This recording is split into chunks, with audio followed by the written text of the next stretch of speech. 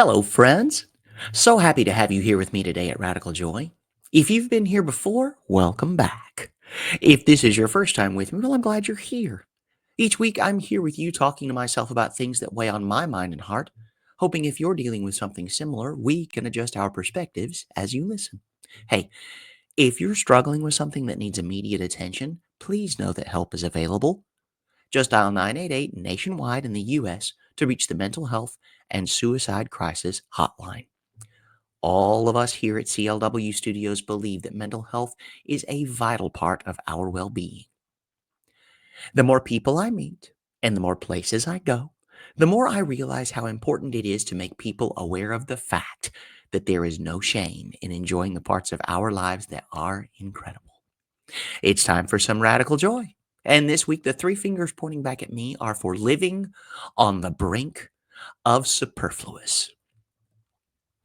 Superfluous. That's a big word. When I first heard it, I remember I was in an improv show. I want to say in Huntsville, Alabama, or in surrounding area, and someone threw that word out, and I remember getting that deer in the headlights look because I had no idea. I'd heard it before in conversation, read it in a few books or whatever, but still was not exactly familiar with the idea. Superfluous, overmuch, overly abundant, way too much. These are not Webster's definitions. These are my interpretation of what this is over the years. As many of you know, I love to journal. I love to journal with a fountain pen. Sometimes that is not the most practical of writing implements just because it comes with a lot of maintenance. Okay. When your pen runs out of ink, you have to change the cartridge. Now, if you're like me and you're like uber fancy about it, many times you'll have an adapter, which is basically the thing you've seen them in cartoons and old timey movies and programs and whatnot, where you dip the pen ink or the nib of the pen into the bottle of ink and you kind of suck the ink up into the pen. Well, an adapter is a very similar situation. You put the adapter in the ink, you twist the end, it sucks the ink into the cartridge, and you put it into the pen. I have yet to master this whole thing. Okay. So every time I change the ink in my pen, whether it's green or orange or red or purple or whatever it is that I'm using, I always get it all over me. Now, the good news is this ink is usually water based. So after a couple of washes, it kind of goes away if you're diligent about it. Now, for me, I really couldn't care any less if my life depended on it. So I walk around, especially when I'm using the red ink. It's dragon's blood and it has a shimmer in it. So it's got like a little bit of a gold hint around the outside of the script whenever you write with it. It's beautiful. Whenever I don't wash that off immediately and put in the effort necessary to get it off my hands, I walk around looking like I've injured myself. Okay. Just so we know. I say all these things to give just a little bit of background to let you know where this idea came from today. Once I have filled my pen and I put that nib to paper, the first few words are just on the brink of too much ink coming out the end of that pen. And I mean right there on the precipice. Okay. So I'm writing and I'm writing and I'm doing the things, and I've just run out of one color. So I've changed the color. Say we go from the purple into that shimmering red that I just mentioned. Great. Now I haven't really skipped a beat with the ink. Okay. It starts running low, and you can tell because you start getting sort of like spotty in your script. And then you refill the ink cartridge, you put it back in, and all of a sudden you've got full go again. And it's great. However, it's so full of the new ink that when you write, the line is now bolder than what you're used to writing with because it was starting to sort of peter out. And now you've got this where it's almost going to splatter on the page because there's so much going, but it doesn't. It is rocking back and forth right on that edge of almost too much. And while I was writing with this new ink color the other day, that just hit me so solidly right square in the heart. I want to live on the brink of nearly too much. Now, now that I live in the Netherlands, it's a lot for many people living here. They are a very direct and a very subtle group of people in many cases, okay? Just so we're clear. Now, there are certain ways that people can live out loud around here, and I love it. Like, there are things that they do around here that are very much par for the course for them that seem a little beyond my circle of comfort. They love, for whatever reason, electronic music. It's a big old deal around here. Not for everybody, but I think a lot of people that I've run into really enjoy it. It's like, okay, not my cuppa. Everybody around here really gets it. So I'm like, okay, sure, sure, sure. Another thing around here, whenever the sun comes out, because we've had a particularly gray, cold, and rainy winter, when the sun comes out, everyone starts turning their face to the sun like little human sunflowers, and I love it. So there are things here that are very much, very specifically Dutch, very, I want to say, typical, indicative of this culture. And there are other things where it just takes a moment for people to sort of acclimate to what it is that's going on, what the program is that's been presented. Part of that is me wanting to live superfluously, abundantly, way out loud. And though it does cause a little bit of discomfort or curiosity for many, what it usually leads to in the long term is someone understanding that this is the way I want to live. They understand that it is coming from a sincere and authentic place, and they really get on board with it. And if a group of people, as practical and as direct and as subtle as the Dutch can do that, for those of us living in the United States still, I would like to perhaps suggest that it is even more welcome and easy and part of the program there. It's not my intention to make this an us them conversation. That's not it at all. What I do understand is that probably a majority of listeners are in native English speaking countries. And you might think, well, that doesn't apply to me. Oh, no, no. Nay, friends, I would beg to differ that perhaps it is even more applicable to you because it is way more easy to integrate into a life there than it would be in other places. So why not?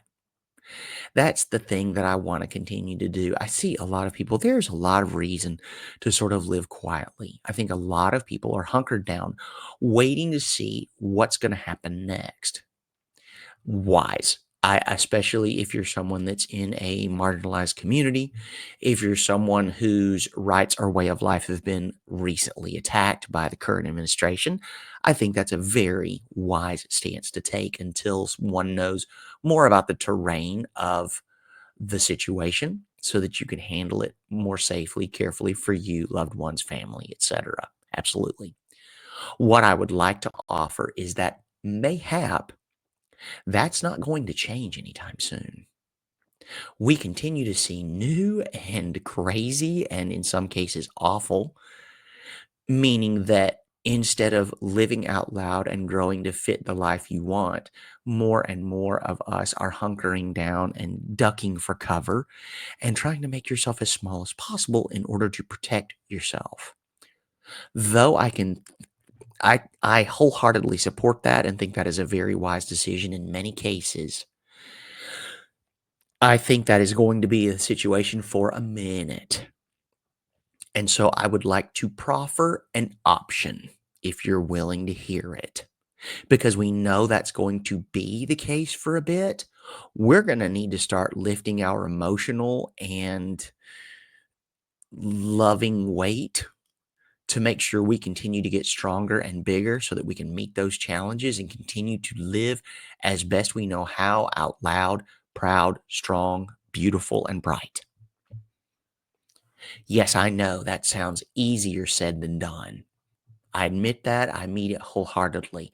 What I want to say is, I don't see these sorts of things changing soon. So we're going to have to make some very difficult choices on how to do that. Maybe it is a change of tactic. Maybe it is something that we were used to doing for a long time that now we sort of have to pivot a little to make sure that we continue to do that because there are eyes watching us. And I'm not talking about just the little ones either, though those are crucial. And I can promise you, those little eyeballs are watching to see how you're doing. They don't perhaps grasp the entirety of the situation, but they continue to watch. Intuitive, intelligent, my goodness, these children, these babies watching you know when something changes, when the climate of the room and the situation starts to shift, they are the first to know. And we need to be very cognizant of that.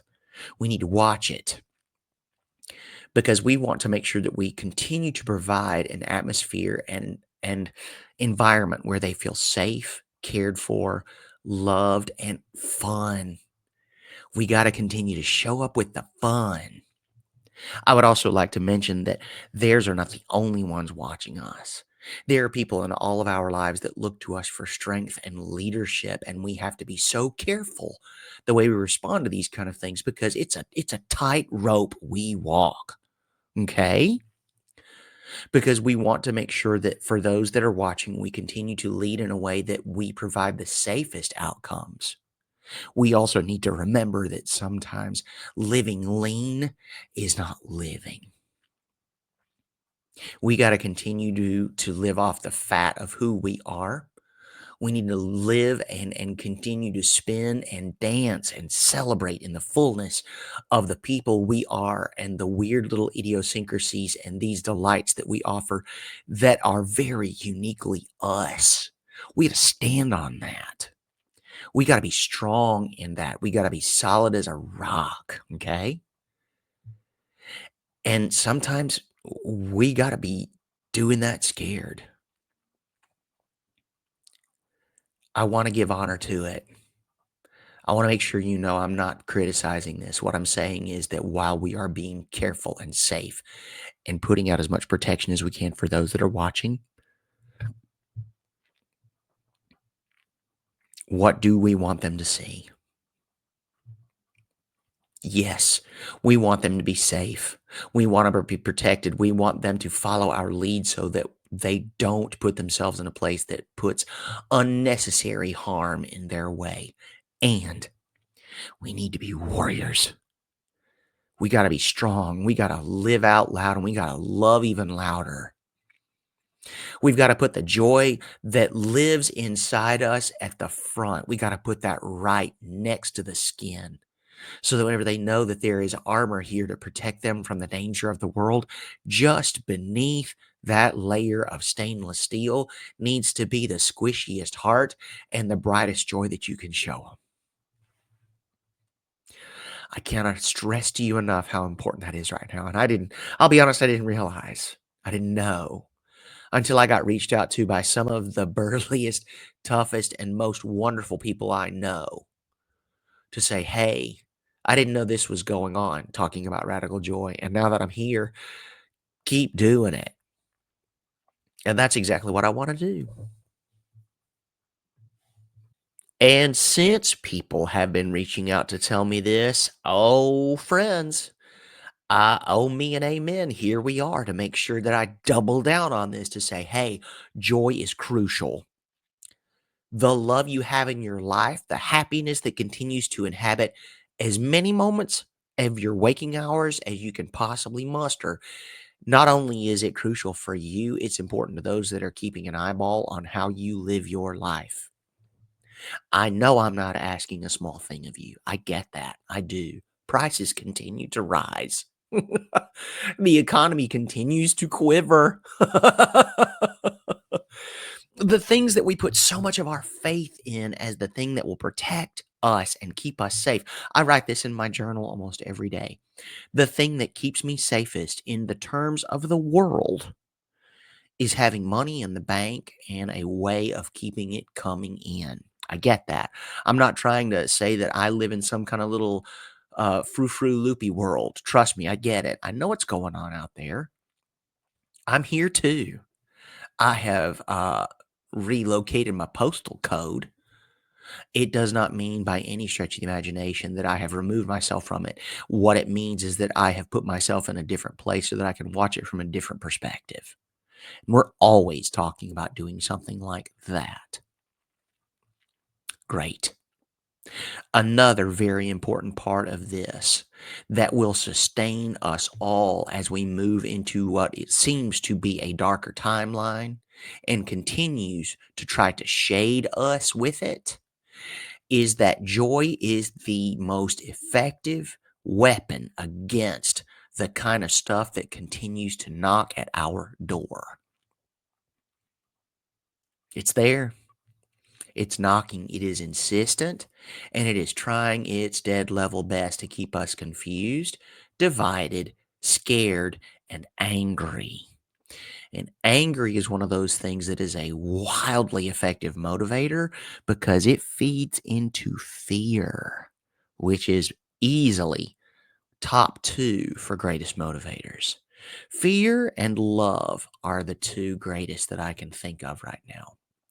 Love is important. Love is crucial. Love is one of those things that is almost an irresistible force. I look at it whenever I picture it in this context. It's this enormous balloon that continues to fill with goodwill and harmony and togetherness. The balloon is not made of a thin latex either. It's one of those things that is made of a thick layer of nearly impenetrable rubber that just continues to fill with the good of the world and moves us with an irresistible force. Though it is not sharp or painful, it just continues to move us where we can either be bumped gently to continue to move in the direction of effective, or it will simply move you because you are trying to resist an irresistible force, though it does it with a surface that continues to be softer and more pliable, though still irresistible. Fear is a very different motivator. It moves us because it has sharp points, it has teeth, it has ridges, uneven edges that continue to dig into those soft tissues. So if it doesn't move us, it threatens us. I don't love it. It is wildly effective. And the only way I know to protect us from something like that is to cover those sharp edges with that impenetrable latex that has got that thick, thick layer between the love and the good. So that, yes, even though love is our primary, fear is also there pushing us in a direction. It just doesn't hurt as much because it's got that balloon between us and those sharp edges. We continue to move. We're still moving. I think that love and fear often move us in different directions. I think having a thicker layer of love between us and the fear will keep us moving in a more productive direction and will keep the pain of the motivator fear tends to keep at our tender bits. And whenever I'm thinking this, like literally, it hits places like, it's at your throat. It's trying to get places like your eyeballs. Watch out for it. She is good at her job. So is love. Just because it doesn't hurt, and sometimes we get a little insecure in perhaps the loving parts of our lives, fear will come in there and take advantage of it the moment she sees your confidence in the loving in your life start to waver. Watch her. She's good. Wow, she's good. So's love. And love is way more patient. So whenever you fall off your bicycle of love, whenever you start to waver a little bit, when you start to wobble, fear's going to be right there waiting for you to fall off that bike and scrape your knees and just get all that gravel up in your elbows and awful. And love's going to be there She's going to help you dust it off. She's going to smooch that boo-boo better. She's going to put you back up on that bicycle and give you a little push in the right direction. Ring your bell and toddle along, kids. Don't be scared. Be confident. In the extra, in the overmuch, in the superfluous that life has to offer you. I say this all the time, and I worry that I repeat myself when I say it, but this is one of those greatest hit moments of RJ, Radical Joy. This is the thing, okay? We live in a state of abundance, a connectedness, a togetherness. The universe, in her greatness, in her infinite wisdom, is waiting for you to give the signal about what it is you want more than anything else so she can throw it at your face. Okay? Like 3S. Face. To think in our teeny tiny nothingness. Not to say that we aren't grand in the grand scheme. What I'm saying is, compared to the rest of the universe, we are leptonic, teeny tiny itty bitty particles of nothing. So, what we want most out of the universe in her superfluosity is nothing. Continue to ask, please. Continue to put what you want most out in the forefront. Continue to request. And could you please stop with the shock and awe when it is delivered? Instead, offer the gratitude and ask for more. I do constantly, and I am never, it never ceases to amaze me how much the world continues to put on my plate. 2025 looked on the surface like it was going to be one of those things where I was going to have to worry and live in some kind of scarcity and fear and awful because so many things seem to be going in such a wonky, unexpected direction. Please understand, I'm not trying to put a sticker on this. I'm not trying to say bad. It was unexpected. It continues to surprise, and I don't love them. I still hesitate to put the word bad on it. Don't look good. I hesitate because I know we don't love a label. And once you stick a sticker on it, it's really hard to think of it in any other context. Okay? And yet, the book is finished. I have friends in my life that pushed me, accountability partners that said, hey, that needs to be done by Valentine's Day. Yes, ma'am. So it got did. It's in the hands of the editor right now. Wonderful. I have a TED Talk coming up on May 14th because of my ridiculous audacity to search for TED events in my immediate location, looking for someone who has aggressive optimism and a way to look at the world so that maybe it's helpful to somebody. And lo and behold, somebody reached out to me after getting in touch with them within the hour.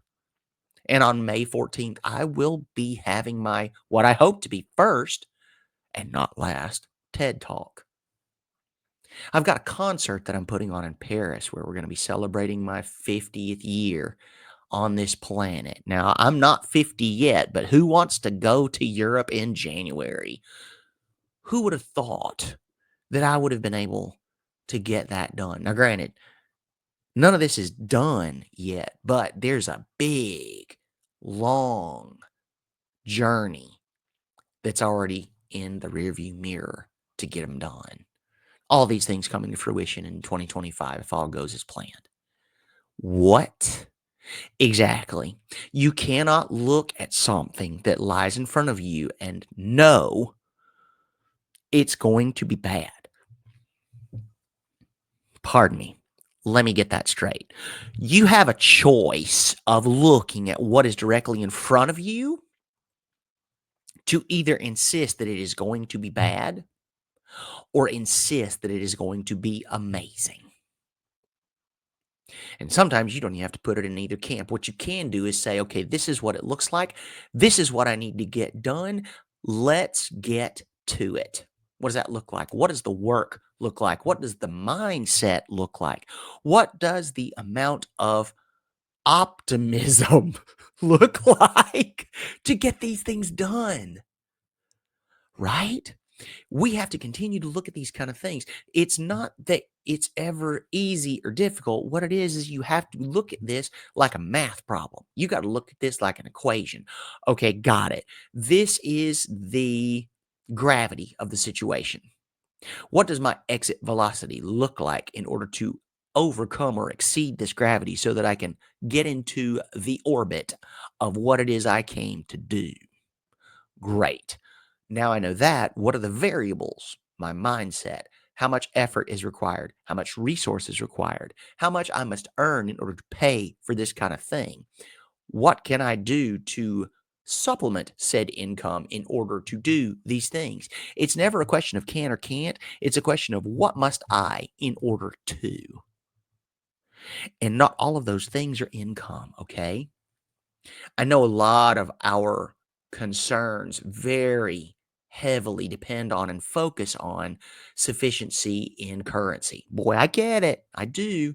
What I'm saying is that is not the only variable in this equation. Okay. Yes, I think that throwing money at many of life situations can fix many ills. 100%. Whoever said money can't buy happiness doesn't know where to shop. I've been a big fan of that phrase for many, many years because it can. Anybody who tells you different is living in a dream world. Pardon me. Money makes the world go around, and having a whole lot of it makes many of these things so much easier. And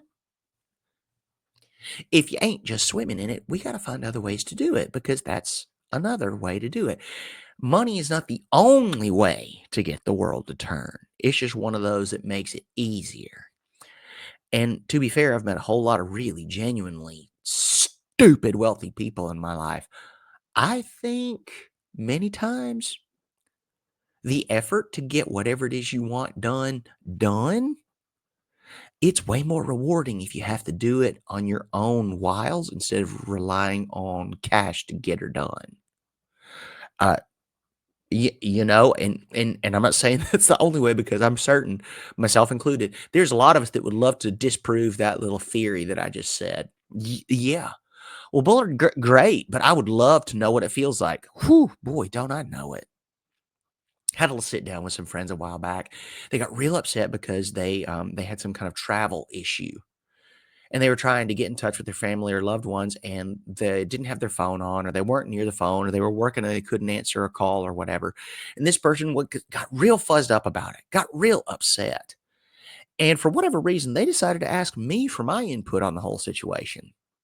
In the middle of the family discussion, I'm like, I am flattered beyond recognition that you have included me in this. I'm also terrified to give you the answer because I have an answer and one or two of y'all ain't gonna love it. If you get stuck in a situation like that, I know y'all ain't broke. Flap a credit card down on the table. Do it. Well, we can't afford that. Well, okay. And then you have to ask yourself, well, what can I afford? Can I afford being stuck in this spot where I don't feel safe, where I feel like I need to be closer to my family, where I feel just a little bit completely out of my element, a little bit or completely out of my element? Or do I find a way back to my loved ones and worry about paying for this credit card bill later? Because I know this, folks, they're pretty affluent, so it's not really going to be an issue. And that did not sit well. It didn't. What it did was say sometimes we make our own problems and money that we have or can get relatively easily is one of those things that I don't want to begrudge a nickel to make a dollar's worth of drama. I don't know that I will ever be asked to weigh in on a family situation like that again. What I do want to say is sometimes, even though we know in our wallet we don't have it, there's a part in our heart that knows that sometimes you just have to do it because that's what's going to keep you safest or make sure that you can move on to the next step in whatever it is that you're trying to do. Live in abundance, live on the brink of superfluous. That's the thing. I don't want to let teeny tiny little made up nothings stay between me and the grandiose plans that I have for this one precious life I've been given. If this makes you uncomfortable, good. I want you to be uncomfortable. I want it to make your heart beat faster. I want it to make your tummy tie up in knots. If you're living in a routine where everything is just hunky dory, delightful, and delicious, congratulations. That's wonderful for you. I'm going to need you to find a circle of comfort and get your ass out of it. Okay? Not say live there unless you want to, because it's kind of fun.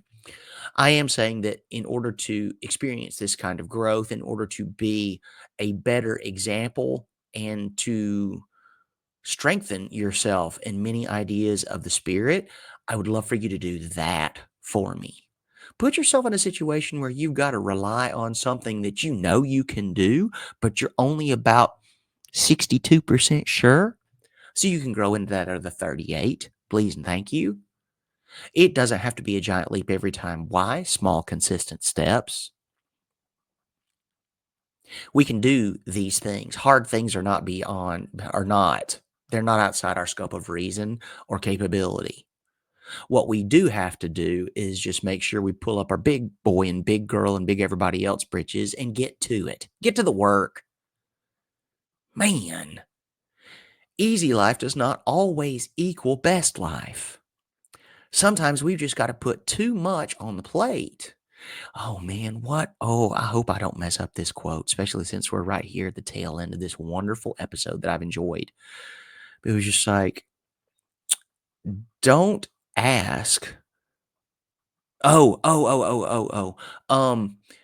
Don't complain about having too much on your plate when all you've asked for is to be able to eat. Mm. Something similar. I heard it and it was one of those things. And when I hear it again, I think we may have to go ahead and make this a whole other episode. But this is a wonderful little segue into that one. It's like, don't worry that you've got too much on your plate when what you have asked for is the ability to eat. It's like, oh my God, that sounds right up our alley here at Radical Joy. I'm going to have to figure that out. So, yeah, consider that a segue into the next episode, whenever that comes. I love our time together. Thank you so much for being with us here today at Radical Joy with me. The us is me and you out there listening, and I love having you here. If this is your first episode, welcome. I'm so happy you're here. I hope something that we've talked about today moved you in a way so that you had to talk to your technology, had to say yes or, oh, I don't know about that or whatever. Something that moved you to speak back to me, to let me know, even though I can't hear you, that what we're talking about is important. If this is not your first episode, welcome back. Thank you so much for having the faith in me and in Radical Joy and CLW Studios to make your way back another week so that we can talk about these kind of things together, navigate this new landscape together so that we can do it strong and with a sense of overwhelming joy in our hearts and lives. If you're the kind of person who loves to leave a review, please do so. Leave us a 5-star review on whatever platform where you're listening. Make sure you take a screenshot. Send it to us. I would love to send you some swag from Radical Joy, especially now that we're in our 3rd season. Can you believe it? 3 years. And I would love to send you a little something, probably going to be a sticker, something you can put on a water bottle, a journal, a laptop, wherever you like to stick a sticker, just to make sure you know we really appreciate your support of us here at Radical Joy. Enjoy your week, friends. Whatever you've got coming up, I hope you know how much we love y'all.